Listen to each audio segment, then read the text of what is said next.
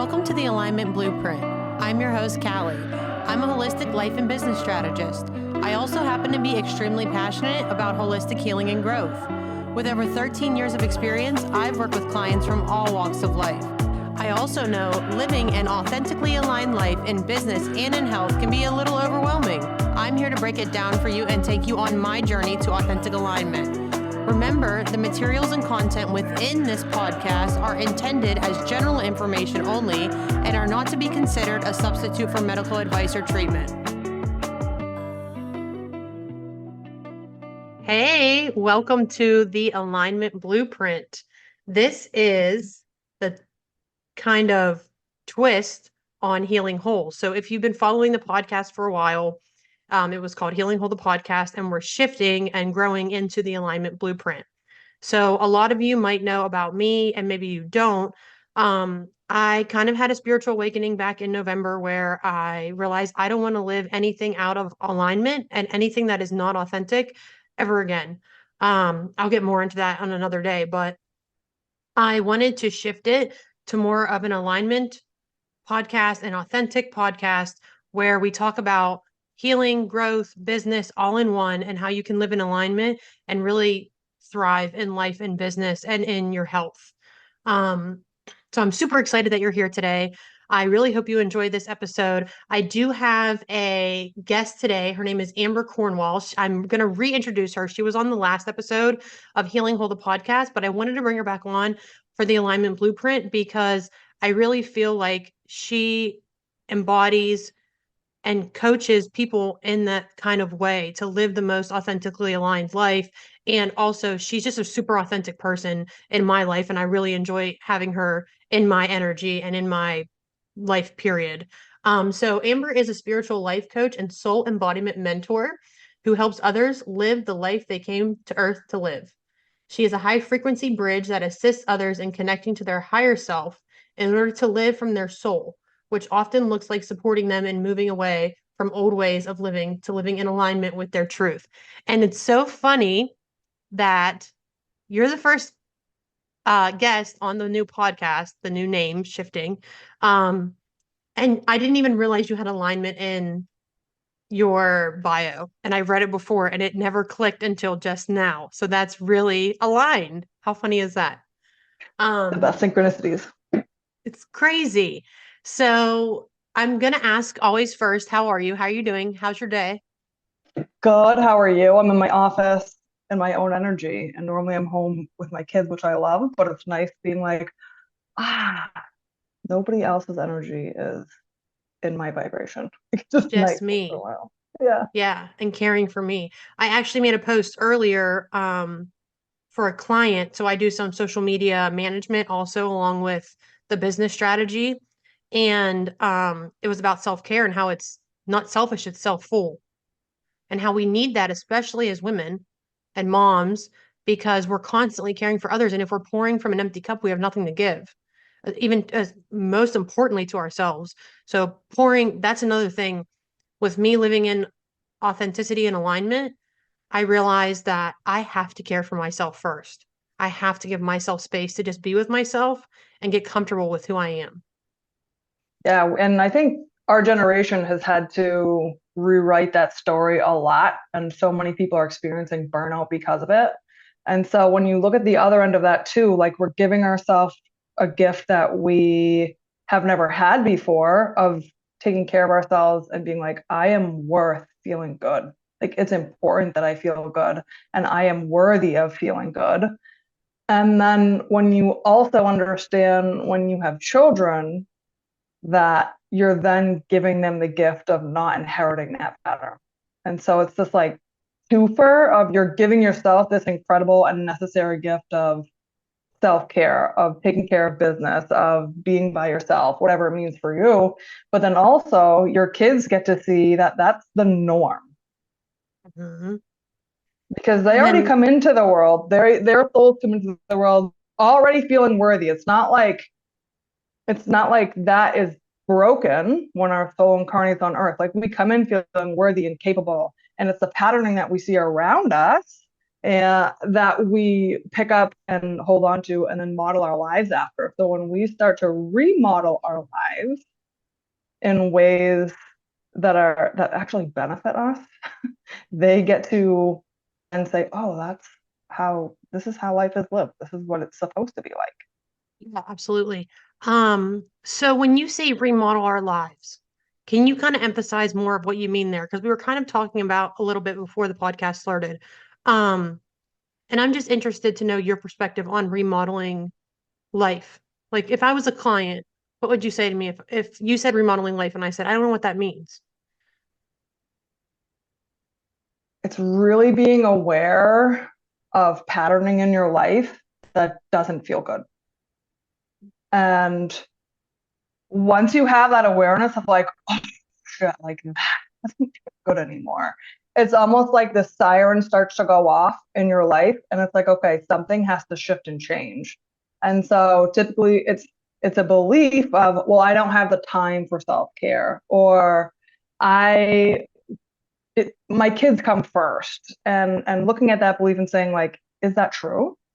Mm, Does that have to be true? And how can I shift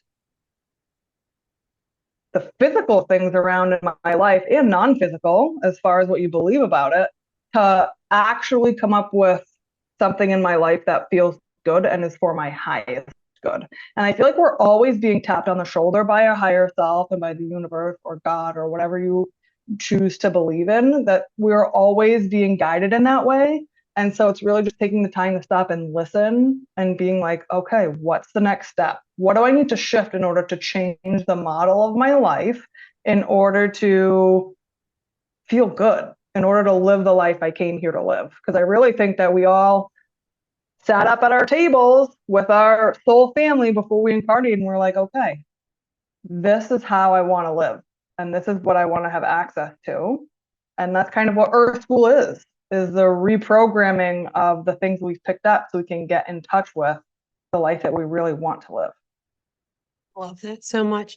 Um, I have an interesting story, if you don't mind me sharing, about kind of living in alignment with my highest self. I've had a business for over 13 years in some capacity, some size, shape, or form. And I was doing part-time, full-time, no time, but I always had a business. I was always at least working a little bit on it. And then I would, so back in November when I had that kind of like spiritual awakening, I was going and working 30 hours a week at a beautiful job. I loved it. I was helping people. I felt really good about it, but something felt off because I was only working on my business in my free time. And there's nothing wrong with having a full-time job. There's nothing wrong with having a part-time job. There's nothing wrong with doing whatever you feel is in the highest alignment for you and is a hell yes in your body. But what I realized was it was no longer a hell yes for me to do anything other than my business. So I literally, I mean, this is bad, I guess, but one day I just couldn't physically get myself in the car to go to work. It felt so bad. And it had nothing to do with the job.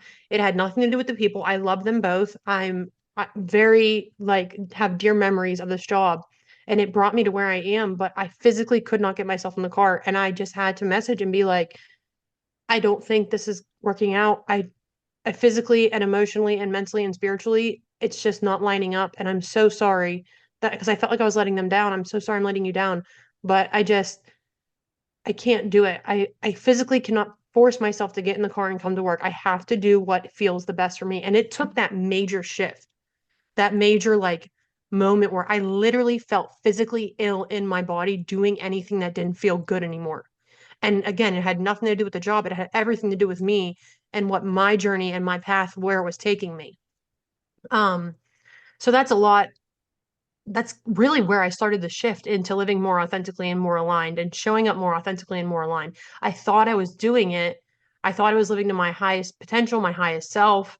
Um, and it took me shifting and being aware of what my highest self actually was in order to realize that. And I think I said this on the last podcast, but your boxer message to me, I think it was, or in Instagram, was like an eye opener. And I will give you so much credit for that always because it was such an eye opener. And I'm telling you, if you are on this path and you need help, go and message Amber on Instagram. I'll give you her contact information and everything at the end of the podcast. But you just said to me, when are you going to say something along the lines of, when are you going to admit that you're more than just a health coach? And I was like, holy shit, I'm more than just a health coach. And it's wild because people have been asking me and I don't want to say like I'm a business coach. I like to say I'm a holistic life and business strategist because I teach you or guide you or help you co-create tools that make you have more joy and ease and fun in your life and your business and your healing journey. And I combined it all together to where it's all one kind of hub now. Um, because I think it's so important to do all the things, but do them when they feel really good in your body. Because you can do all the things and it feel really icky.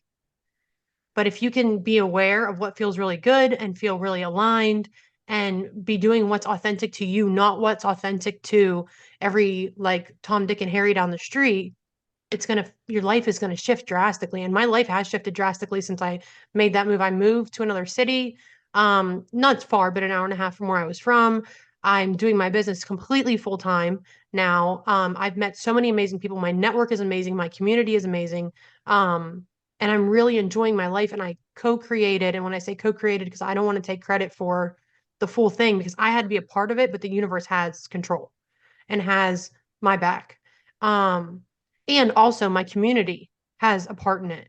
So I always say I co-created. But my life has shifted drastically to one where I don't want to break. Like I went to a conference a few weeks ago and I absolutely adored it and it was great, but I was so ready to come home after like 3, 4 days because I don't want to break from my life anymore. And that is a first for me in my entire life that I didn't want to break. I don't like wait for the weekend. I don't like look for vacations. Not that they aren't great. I love them, but I live so in alignment with what is of my best and highest good that I just don't need a break anymore. And it feels like amazing. It's the best feeling in the world. It's freeing. It's honestly freeing. So again, I know I said this in the last podcast, but I'll always give you credit and thank you for that. Thank you for sparking that idea in my mind because Yeah. that like was the start of the shift. Dude, it's funny because it felt so obvious. Like you were talking about all the other things, and I'm like looking at your bio, and I'm like, this is just doesn't match. I know And it I think wasn't that's an how alignment. I think that's how people feel. It's like I'm living this double life. Like you go through the awakening process, and you're like, this is who I am, but how do I just say that this is who I am now? And it's like, well, you just take one step at a time, and it takes so much courage because, especially again, being females, that sisterhood wound of like, what's everybody gonna think? Mhm. Like, what is their perception going to be? It's like, no matter what, everybody is going to have their own perception of you, and that is none of your business. Like, it doesn't matter because every single person has a story about you and who you are, simply because that's what the human experience is like filtering through our own lens for everything. And I think you said something super important when you're talking about feeling things in your body, because that's exactly how I felt when I did public education. I could not walk into the school building anymore. And I knew that it was the beginning of the end because it was like, oh, the resistance here. It felt like I was in such density. And I'm like, it's because your frequency has changed, the timeline that you were on, your frequency has shifted and it is no longer compatible with the timeline that you were on. And so it felt like so much friction because you were not a match for that anymore. Like, this is not where I'm supposed to be. And so you jumped, you Mm. made the decision, you jumped, and you're like, oh my God, this feels so much better because you're a match, you're a frequency match for that timeline.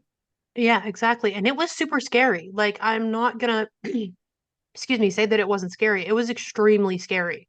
I was like, what am I doing? Why am I doing this? I'm supposed to have a full-time job. I'm supposed to do this. I'm supposed to do that because of people's perceptions of me that I was caring about at the time, which I also noticed when I shifted out of um the life I would in an unauthentic life. When I shifted into authenticity and alignment, I don't care what people think about me anymore and how they perceive me because that has everything to do with them, like you said, and nothing to do with me. Nothing. And I just stopped caring and I started sharing authentically. I got my ego out of the way, what people are going to think of me, how they're going to judge me, how I'm going to compare myself. And I just stopped all that. And I'm not saying like that it just came. I mean, it's been months, and I'm very lucky that it's November, what, December, January, February, March, April, May, 6 months. And I got to co-create this. Um, but it was 6 hard months of work, but it was easeful work. And when I say easeful, I mean full of ease as opposed to like, oh my God, I have to do this kind of feeling. It was, oh my God, I want to do this kind of feeling. So it's hard Mhm. work, but it's hard work that I wanted to do. And I'm going to keep doing it and working on myself every single day until I don't exist anymore physically because it just feels really good. Yeah. I think the awakening path, that's it. It's like once you see, there's no unseeing anything. Like once you start down the path, there's really no going back. Like once you start to awaken and understand that you have a higher self, you have a soul, like the universe and the unified field and manifest it. Like once you see all of these things, you cannot unsee them. You cannot go back into the box. And so No. even though it's hard and it takes so much bravery to look at our stuff, there's no other way to do it. And then you also find community. Mhm. As soon as you awaken, you're going to start finding community of mentors and peers people who get it and are like, yeah, man, we chose to come do this human thing and it's really hard. And like, I've got your back and I see you and you can do this. But yeah, I think at the beginning of the awakening process, it can feel really lonely and really scary. And that's part of what I do, is because I remember at the beginning of the awakening experience, one of my own patterns was the mental health pattern. And so when you have your spiritual awakening, it's like, oh, well, I'm crazy. Mm-hmm. Absolutely. I Absolutely. like, here's my mental health crisis, and I'm nuts, and I need therapy. And there's nothing wrong with therapy, but it's just that perception of other people thinking that you're going to be crazy and having that experience actually mirrored back to you. Like you talk to family members about what they're going through and they're like, you're not okay. And it's like, no, I'm okay. This is just super intense and this is what I'm going through. And so finding communities like yours, finding communities like mine where you feel seen and validated, you can take that breath of fresh air like, I'm not crazy. I'm having a spiritual awakening. Mhm. And it's beautiful and it's okay and Yeah, there's nothing wrong with me.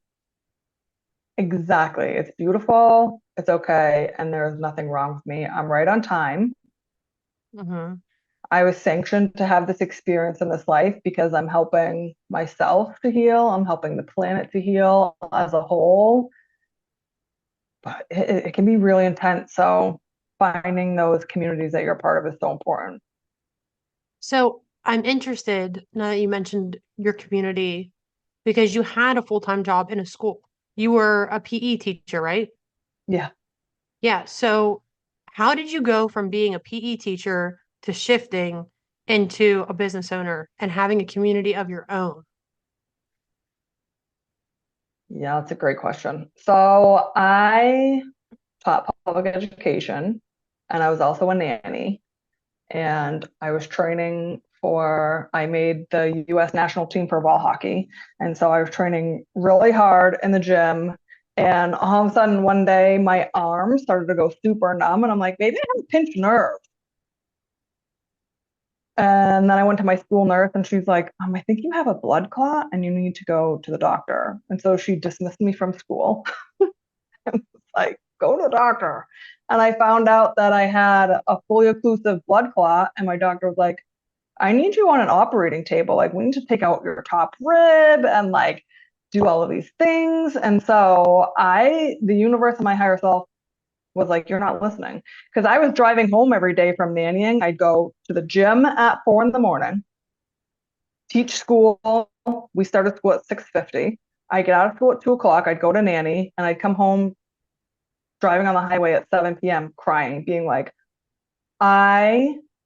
what am I doing? I Mhm. felt homesick this feeling of like homesickness and not being where I was supposed to be, and there has to be more to life than this, and this existential turmoil. But I wasn't giving myself the time to sit down and really explore that. I just knew I felt really sad and really out of place. And I Mm-hmm. think we do that so often. We just fill our lives with all this shit and then are really unhappy, but are so scared, subconsciously scared to sit down and unpack that. And that's what I was doing. And so my higher self put me in the hospital and was like, we're giving you a huge timeout. You need to like, you're being forced to slow down because you're not giving yourself time to slow down. And so Mm-hmm. when I finally gifted myself that time while I was in recovery, I literally remember waking up one day and it felt like somebody had flipped a switch on in my spine. And I was like, holy crap, everything is energy. Like I have this wild connection to the universe and my higher self. Like I could sit outside. It's almost like that movie Soul at the end of the movie where they're sitting down under the tree and a leaf falls down and everything turns super vibrant and you're like, oh my God, this is actually what the human experience is about, is just being Mm-hmm. present. And I had that. It was like nothing else mattered. I could just sit and be super present.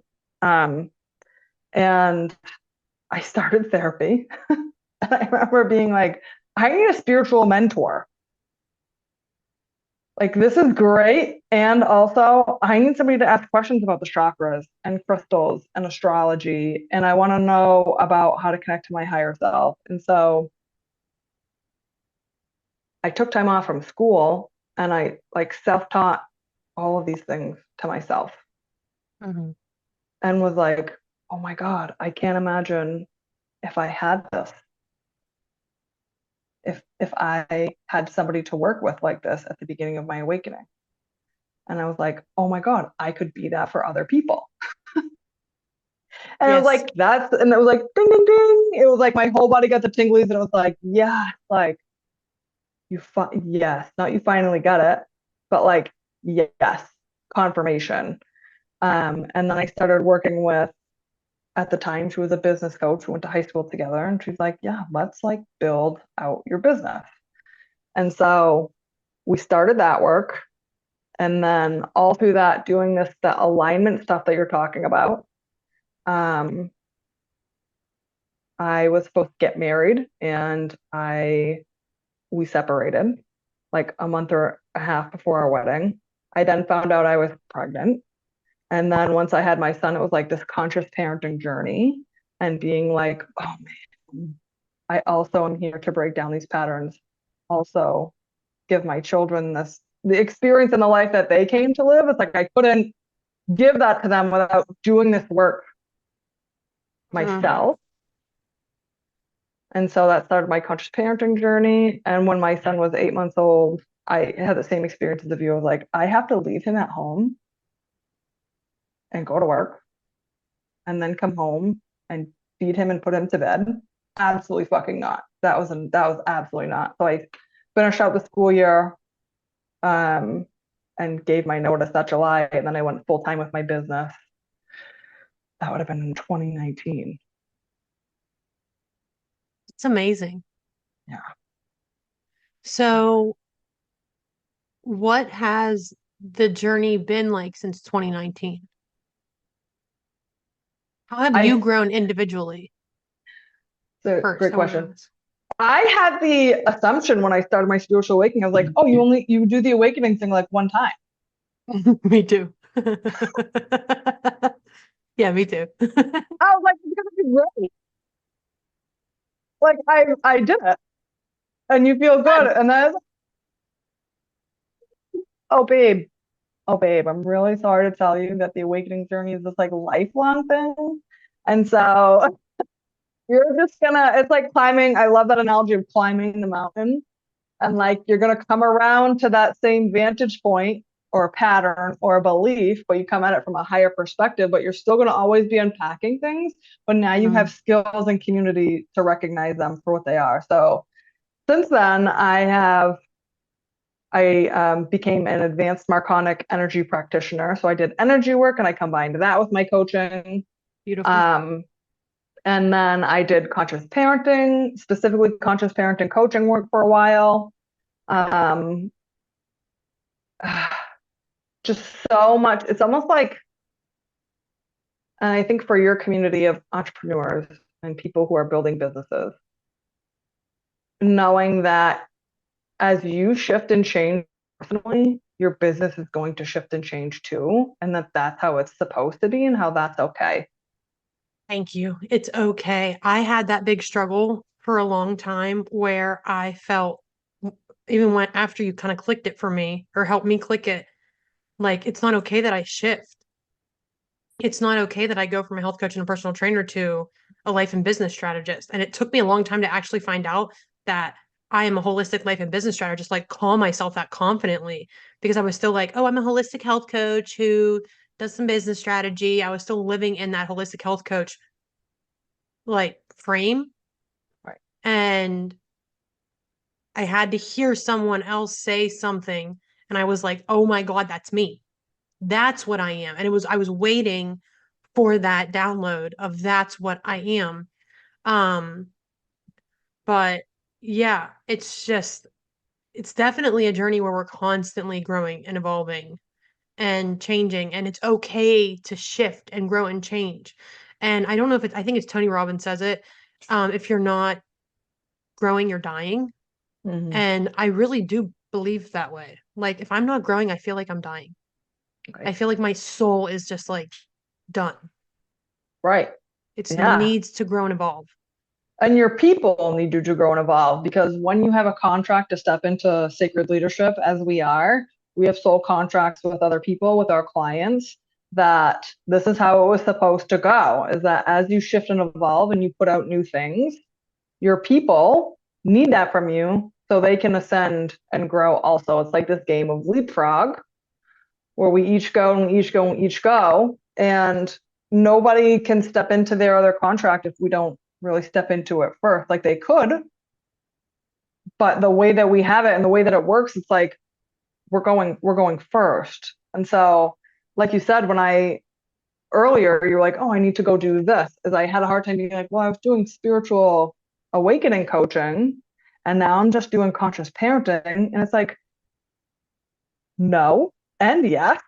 Like Hmm. your people are now also having babies and now they need that lens from you as well. And the way I go about conscious parenting will always have spiritual mentorship involved because that's who I am.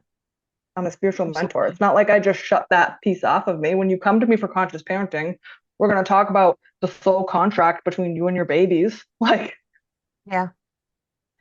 and so whatever it is you're being called to do, it's absolutely for a reason, and you don't have to make yourself wrong for it. It's just I'm being guided and I get to go there. Yeah. I love that. Have you heard? Authentic Alignment, the Business Accelerator, is open for enrollment. In this small, tight knit container of like minded female entrepreneurs, you will gain the foundation and growth to start or scale your woman owned business to one of wild abundance. With weekly calls, our specialized healing component, individualized support, and lifetime access, we have co created a container like no other. Feeling the call? We are here and we are waiting for you. Need more one-on-one support? Rise Up, my 6-month life and business mentorship, is accepting applications. This is a container where impact meets income. Have questions? Head to my website, callitony.com/riseup. I'm interested to know, and it might be a sensitive question, but what's one of the scariest ways or scariest things that, I'm trying to think how I want to word this. For me, for instance, when the one thing I really need to grow around and evolve around is my scarcity mindset Mm. around money. So, my question to you is what is your one thing that you really want to grow around or you had to grow around in the past that is hard? Because I think it looks easy online, right? Like we're always like, oh, yeah, we're doing this, we're doing that, we're doing all the work. And a lot of times it gets thrown on the back burner, the things we're scared of. And I'm just interested to know, is there something that you were scared of or are scared of now that you'd like to grow into more or wanted to grow into more and you have? Mm. So the one thing that I have grown into is asking for help, for sure. Okay. That's a hard one. Because the martyr complex of like, I can do Mm-hmm. everything by myself and I'm great at it. And the way I was praised as a kid was by doing everything on my own and taking care of it. And you're a good girl and whatever. And so when you're trying to juggle, I homeschool my kids and I'm home with them all the time. And so trying to juggle the time management is I had to get really good at asking my family, my partner, my friends, whatever, or hiring somebody to help with my kids so I could do my business. Before it was Mm-hmm. like, well, I'm just gonna work until 11 o'clock at night when they go to bed, and I'll try and work during nap time. But it made everything nothing felt good. Being with them didn't feel good because I was tired. And when I worked on my business, I didn't feel good because I was tired. And so I would say I've definitely done work around that martyr complex, um, and asking for help, which has been huge. Something I'm still growing into, and I think will be just a lifelong thing, is money and abundance. Mm-hmm. Me too. I think it's a lifelong thing. I think that, excuse me, it's generational for me, at least. Um, I think scarcity is been a struggle or I don't like to say I don't like to use the word struggle, but has been a something that we've had to overcome in my family for many generations. And I want to be the one to break the mold, but I think it's going to take a lot of work over my lifetime to break that mold. I will commend my mother because she's really broken the mold as well. Especially at her age, she's almost 70 and she's like kicking ass and taking names. And I'm so proud of her and I admire her and I look up to that and want to be that way where I just trust that I'm taken care of and tr- trust myself that I know how to take care of myself as far as like financially and abundance comes in that way. Because I'm super like really good at being trusting and abundant with everything else. But for some reason around money, I still struggle with that. Oh, I have to charge my worth. And like, as our mentor says, we can't charge our worth because we're priceless. So we have to shift that mindset. And I haven't shifted that mindset yet. And I'm really trying to break that wall down. But it's a constant work in progress for me. Constant. And you're aware. And I think the first Mhm. step to shifting anything, it doesn't matter what it is. You could be listening and you want to shift your relationships, you want to shift how you parent, you want to shift how you move in the world, you want to shift your identity, you want to shift your money. It's just the awareness. And you're so aware, Callie. Like even your language. And I know it can feel exhausting sometimes because you're like Mhm. constantly having to like um readjust your language. But at the same time, that awareness is the beginning of any shift. Yeah. Um, I definitely am super aware of the majority of things in my life. Not to like be big-headed or that's not ego coming in the way. I'm almost too aware at times. It's almost inhibits me from just relaxing because I'm so overly aware. And I actually had a client comment me the other day. They're like, "You're such a conscious parent. Like you really are." She said these words. It's funny now I'm thinking back onto it. You're so aware of the way that she speaks and the way that she thinks and the way that she feels and letting her feel her feelings and letting her um like I'm mindful of the way that she has a reaction to things.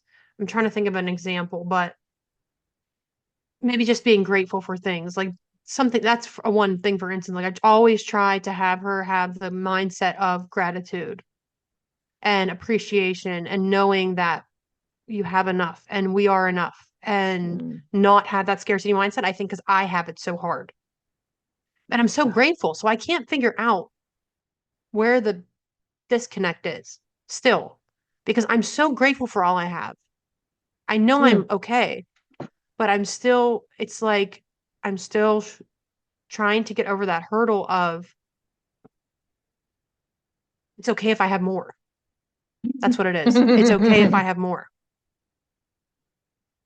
So you're saying it's almost like you're actually afraid of being successful rather than being failing? 100%. 100%. And you know what? I do know this and I forget about it. And I don't forget about it. I push it down. I'm definitely afraid, which is going to lead into this next question so perfectly. I definitely am afraid of being successful because I'm afraid A, it'll be taken away from me, or B, what will other people think of me. And I love that for the most part, I don't care what other people think. And for that reason, when it comes to success. And something I wanted to ask, like, I define success in a different way. I define success as feeling whole and feeling full and being happy with what I have. And it's okay that being happy with wanting more and being happy with constantly wanting to grow and learn, that's success for me. It's not a number um only. I mean, I do have a number in mind of what I want to co-create by the time I'm Mm. 35, but um it's not just that. It's so much. It's all encompassing. Um so I am scared of that because I'm scared that it can get taken away from me because what if I have it all and then it's gone and I realize Mm. it and then it leaves? Um and then I'm also scared that people will think that thought of, oh, who does she think she is? Yeah, that And feels I like don't, sisterhood wound too. I don't feel like feels like sisterhood like when you're in fifth grade and you got a cool present and you come to school and they're like, yes. Yes, I can remember times like that where like I'd get a cute purse and it was a name brand purse and I never really cared about name brands, but you know, it was popular when you were younger. And I'd get a name brand purse and I'd take it to school and like it was that thought of, oh, who does she think she is? right. Or who does she think she is wearing those clothes? Or it definitely is a childhood wound that I never Mm. actually realized until just now. So thank you again. Thank you. No, you're welcome. I think it's so prevalent. I think it's so prevalent. And it's almost like the other thing that came up too was when you think about, and I believe we talked about this before on our last episode, was talking to money like they're a person. And so it's Mm, almost like if money were your partner, you being um, the anxious partner, I'm trying to think of the word that's anxious, avoidant, whatever, but almost you having this yeah. anxious Yes. attachment with money. And so writing that letter to money being like, I'm scared you're going to leave. I'm going to do that. I'm writing that And down right now. see what money has to say to you. I want to hear money's answer when you are open and honest and vulnerable about you feeling like money's just going to up and leave you. Yeah. I love that.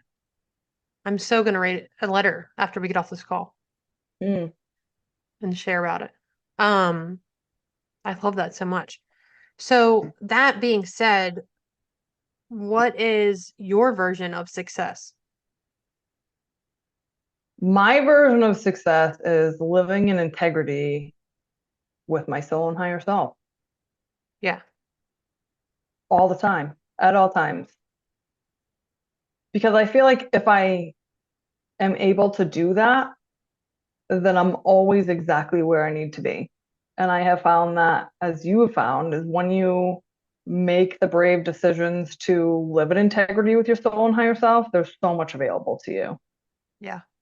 And even if it feels hard to move through some of the patterning, it's like, this is exactly where I'm meant to be. And it feels like home. Hmm. It feels like home. That's a big thing with my success. I want to feel like I'm home Right. all the time, no matter where I am. It's not a place. It's a feeling.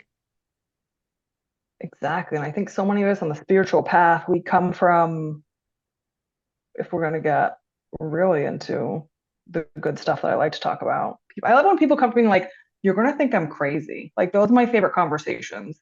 Mm. Like But this crazy wild thing happened to me and you're not going to believe it. And I'm like, fucking try me. I'd love to hear. Those are the conversations with for. But yeah, I think as light workers and as star seeds, and because we come from actually our souls have been, because energy is neither created nor destroyed. So what happens to us when our physical body dies? What happens to the energy? Because we all have an energy field. If energy is not created nor destroyed, what happens to our energy field when our physical body passes? Like, correct. and so because our souls as light workers and starseeds have been so many places in the multiverse, is when we come to this human experience, I think we have that feeling of not feeling like we're at home and not feeling this centered, settled, grounded energy. And so when you are in alignment with your soul and higher self, it feels like home because this is the home that you've been in no matter where you go. Hmm. Like your soul is your home. And so when you are grounded in that and your integrity with where your authentic life, as you call it, like you're going to feel like home because this is what you do. That's the energy of home, no matter where we go or travel to. Yeah, absolutely. So if you could give one tip or takeaway of how to live it with more integrity, do you have something like off the cuff that you would suggest to a client or a listener? Yeah, taking time for yourself, meditation. It sounds so simple. And I feel like some of the most simple things are the most profound is Hmm. creating and cultivating a relationship with your higher self. Yeah. And Grounding that's, into that channel, like giving yes. yourself time to sit and say, I am realigning with my most benevolent alignment to me at source and giving your time to open that channel Yeah. to you at source, to your most benevolent alignment, not opening to anything else except for you and your most benevolent alignment at source, talking to your higher self, whether that's journaling. Some people are incredible they sit down and journal and their higher self comes through right off the bat. That's how I started. And I Hmm. started to write and I'm like, oh damn. Okay, here's my ego, here's my human, here's my higher self, here are my guides. Like the voice was so different. And it was such an easy way to cultivate that channel. Some people can just sit and receive visions, visualizations, but the conscious effort of like, I want to connect an anchor to my higher self automatically opens yourself up to receive the wisdom of where you're Hmm. supposed to go. Because when we're like the boots on the ground, we are kind of moving our clunky body sometimes in the physical world, and our higher self has access to so much more than us, and they're going to give us one step at a time. And so cultivating that life that you came here to live is about listening, and we can't listen if we're too busy. Exactly. Get quiet. I Mm. always tell clients that I'm like, get quiet and ask for guidance, what you need to hear, what you need to say, what you need to do. What are the next steps? Just ask for guidance and get quiet and listen. And it might not come to you immediately. A lot of times for me, it does. I'm very lucky that I have such, or blessed that I have such an open connection, but sometimes it doesn't. And it comes to me days later in a sign, in Hmm. numbers, or in a literal sign in front of my face, or a download that I hear something and I'm like, oh, okay, I got it. Right, Um, so just trusting that it will come once you're quiet.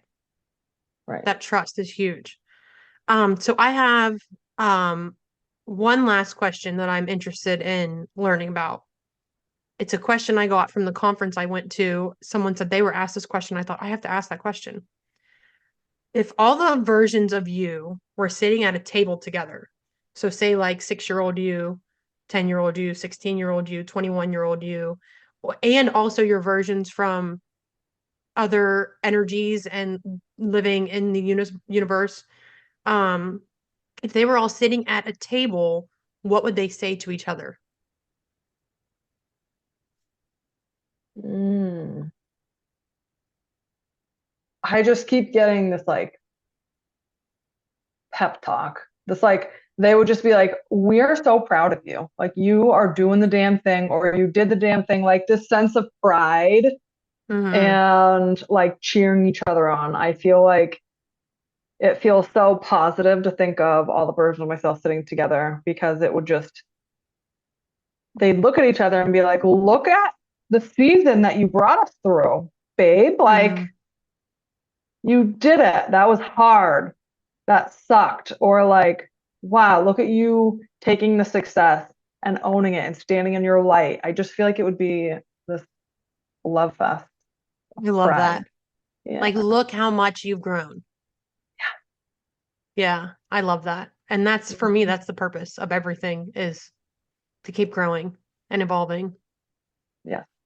Awesome. I love this. I always love chatting with you. It's always so insightful and it's truly a joy for me to be able to sit down and talk to you. Thanks for having me. I love being here. Yeah. I'm so honored to be able to do the 2 sessions that I did. Were just really meaningful. Yeah, I love it. So I am interested in what ways, if people were hearing this and they're like, I need more, how can they find you and what ways can they work with you? I'm accepting one-to-one clients right now. And so we could work one-to-one together. Or I also have the Awakening Circle community, Okay, which is a lifetime program, which I love. And so once me you too. are into the community, you're in it for life, because as we talk about, when you're on the awakening journey, there's no fucking end. Hmm. And so you receive bi-weekly group coaching with me. You can come onto the call and be like, this feels really hard. What am I missing? Just like we did earlier when you're like, my money thing. Sitting down and receiving the intuitive questions. That's really the anchor of my community point, is having connection and access to coaching. Um, so there's that. And I also have an add-on to that. If you're like, well, I also really just want to work with you, I have a VIP add-on you can add to that, where you receive Voxer coaching with me in a one-to-one call.